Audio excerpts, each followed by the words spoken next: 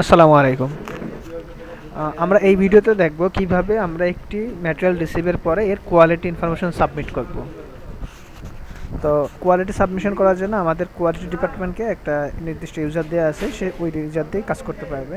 তো আমি সেই ইউজারটা না দিয়ে আমি আমার মতন আমার একটা ইউজার দিয়ে কাজ করতে হচ্ছে। আপনি এটা দেখেন, প্রসেস একই। তো আমি লগ ইন করবো। লগ ইন করার পরে দেখেন এই সাইডে একটা অপশন আছে, কোয়ালিটি কন্ট্রোল কিউসি। তো এর ভিতরে আমাদের একটা অপশন আছে আইটেম। আমাদের যতগুলো ম্যাটেরিয়ালস জিআরএন করা হবে বা রিসিভ করা হবে, সমস্ত ম্যাটেরিয়ালসের ডেটা এখানে অটোমেটিক চলে আসবে। এই যে দেখেন, এটা সাপ্লাই তুললে পাবেন। ডেট দিয়ে একটু আগে আমরা লাস্ট ডেটে করছি, আজকে 25 তারিখে আমরা করছিলাম। একটা আছে মডার্ন থেকে আসছে, চালান number, item name, quantity, details সহকারে।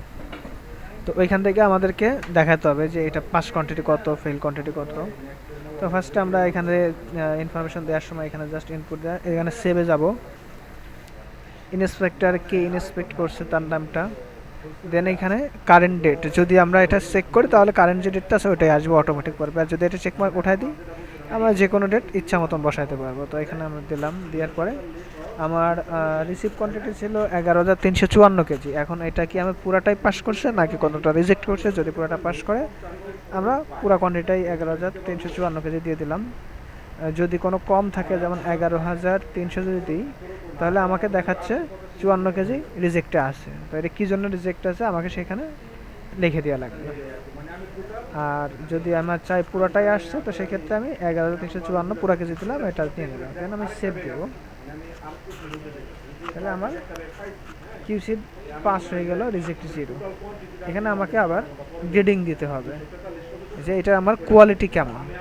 আমি গ্রেডিংটা সিলেক্ট করলাম, A grade, B grade, C grade. এখানে ডাবল ক্লিক করলে গ্রেডিং আসবে। দেন গ্রেডিংটা দেওয়ার আগে আমাকে দেখাতে হবে যে আমি এটা টেস্ট করছি কিনা। যদি টেস্ট করে থাকি তাহলে আমি কতটুকু স্যাম্পল নিয়ে এটা টেস্ট করছি, সে আমি 5 কেজি স্যাম্পল নিয়ে আমি এখান থেকে টেস্ট করছি। দেখেন, যে ইউজার তাকে দেওয়া থাকবে সেইখানে অটোমেটিক ডেটটা দেখতে পারবে, কোন ডেটে স্যাম্পল কালেক্ট করছে, কে কালেক্ট করছে, এখান থেকে আসবে।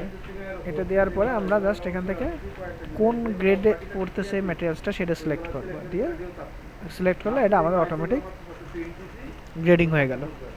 তো এইভাবে আমরা প্রত্যেকটার গ্রেডিং করব।